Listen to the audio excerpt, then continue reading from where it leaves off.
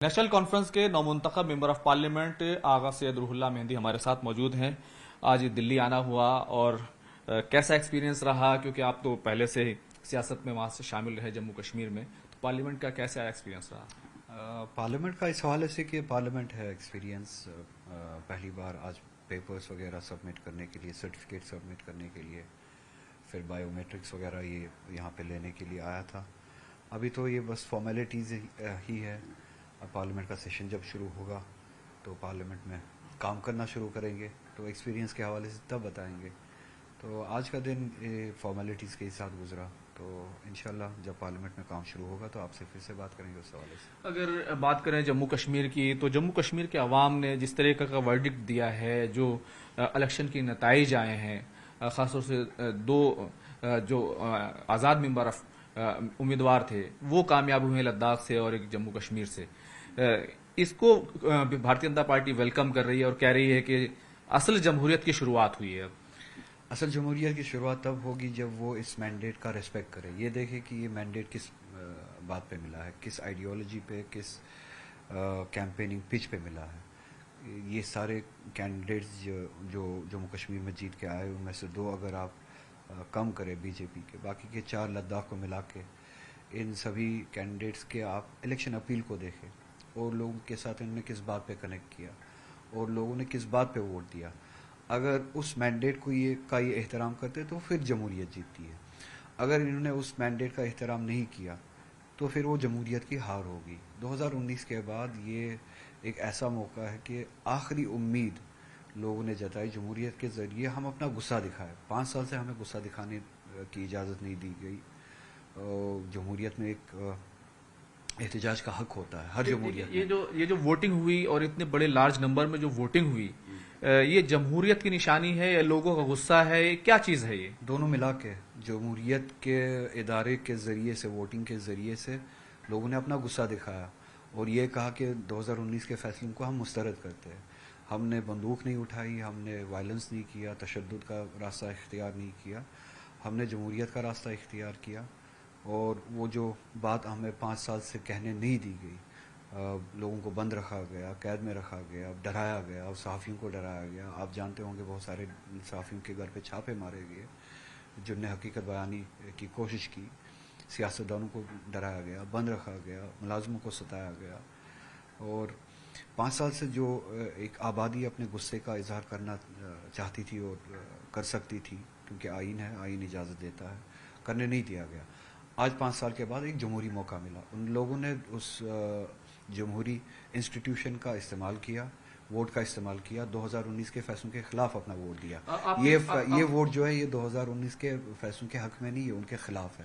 لیکن اگر بھارتیہ جنتا پارٹی کی بات کریں تو وہ آپ 370 کی بات کر رہے ہیں، اس کو ہٹانے کے پروسیس کی بات کر رہے ہیں. سپریم کورٹ میں تمام جو قانونی جنگ ہے وہ بھی لڑی گئی، ابھی ریویو پٹیشن بھی خارج ہوئی اور اس کے آگے کے راستے بھی ہیں. لیکن بی جے پی یہ کہتی ہے 370 کی وجہ سے لوگ ووٹ نہیں دے پاتے تھے، حالات خراب تھے. 300 بی جے پی یہ بھی کہتی ہے کہ مسلمان یہاں کے رہنے والے ہیں نہیں. کیا وہ حقیقت ہے؟ بی جے پی یہ بھی کہتی ہے کہ مسلمان گھسپیٹیا ہے.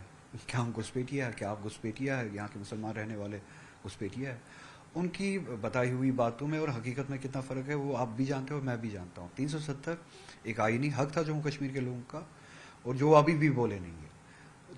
370 کے خلاف جو فیصلے لیے گئے، جو منسوخ کیا گیا غیر جمہوری طریقے سے 370 کو، آج لوگ نکلے ہیں، بڑی تعداد میں نکلے ہیں، اس غصے کا اظہار کرنے کے لیے نکلے ہیں اور یہ بتانے کے لیے نکلے ہیں کہ 370 ہمارا آئینی حق ہے، اسے واپس دیا جائے. اور جہاں تک رہی بات عدلیہ کی، سپریم کورٹ نے اس سے پہلے بھی 370 کے حوالے سے 3 فیصلے دیے ہیں.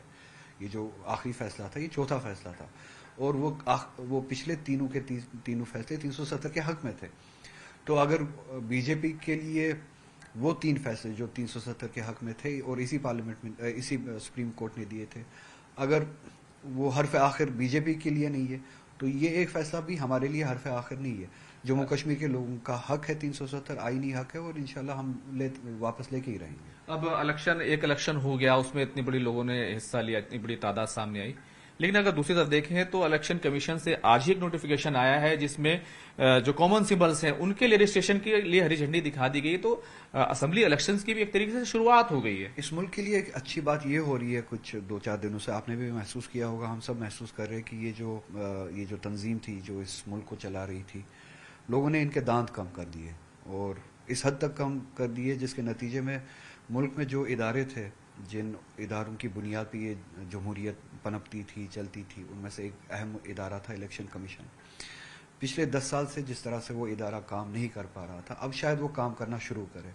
جو ان کی ذمہ داری بنتی ہے، جو ان کے آئینی ذمہ داریاں بنتی ہے، ان ذمہ داریوں کو نبھائے. 2018 سے لے کے ابھی تک جموں کشمیر کے لوگوں کو، آپ ابھی جمہوریت کی بات کر رہے تھے، جمہوریت سے دور رکھا گیا، جمہوریت کا حق ہی نہیں دیا گیا. حالانکہ میرا ذاتی طور پہ پچ اس وقت میں اسمبلی الیکشن کا پیچھا کروں، اس کے لیے ڈیمانڈ کروں، وہ میرا ذاتی پچ نہیں ہے، مگر اوور آل میں یہ مجموعی بات کر رہا ہوں کہ 2018 سے لے کے ابھی تک جموں کشمیر کے لوگوں کی اپنی ریپرزنٹیشن ہے ہی نہیں، الیکٹڈ ریپرزنٹیشن ہے ہی نہیں. اس ادارے سے یہ سوال بھی پوچھا جا سکتا ہے کہ آپ کا آئین، اس ملک کا آئین یہ بتاتا ہے کہ 6 مہینے سے زیادہ آپ کوئی بھی الیکشن ڈیفر نہیں کر سکتے. یہ ہمارا آئین بتاتا ہے، سپریم کورٹ کی رولنگ بتاتی ہے. اب جا کے یہ جو بی جے پی کے دانت کم ہوئے ہیں اور لوگوں نے اس جماعت کو اوقات دکھانی شروع کی ہے اور اس ملک کا سدھار کرنا، آئینی سدھار کرنا شروع کیا ہے، اب یہ ادارے بھی سمجھ رہے ہیں. اس کے نتیجے میں آپ کی یہ خبر بھی ہے کہ شاید وہ جمہوری حق لوگوں کو اب ملے. میرا آخری سوال ہے کہ اب کیونکہ اسمبلی الیکشنز کے ایک طرح سے پروسیس شروع ہو گیا ہے، بڑی الگ طرح کی سیاسی صورتحال رہی ہے، بہت سارے الزامات اور جوابی الزامات بھی لگتے رہے، کئی پارٹیوں پر آپ کی پارٹی کی طرف سے بھی الزامات لگائے گئے. اسمبلی انتخابات کو لے کر کیا بھارتیہ جنتا پارٹی جموں کشمیر میں ویسا مظاہرہ کر پائے گی، اور ان کی جو علاوہ پارٹیاں ہیں ان کو لے کر کے کیا امید کر رہے ہیں؟ نیشنل کانفرنس کو بھی جس طریقے سے ہار کا سامنا کرنا پڑا، تو یہ کیا ایک طرح کا دھکا ہے؟ بی جے پی اس الیکشن میں وہاں پہ حصہ لینے سے ڈری. انہوں نے کشمیر میں کم سے کم حصہ تو لیا نہیں.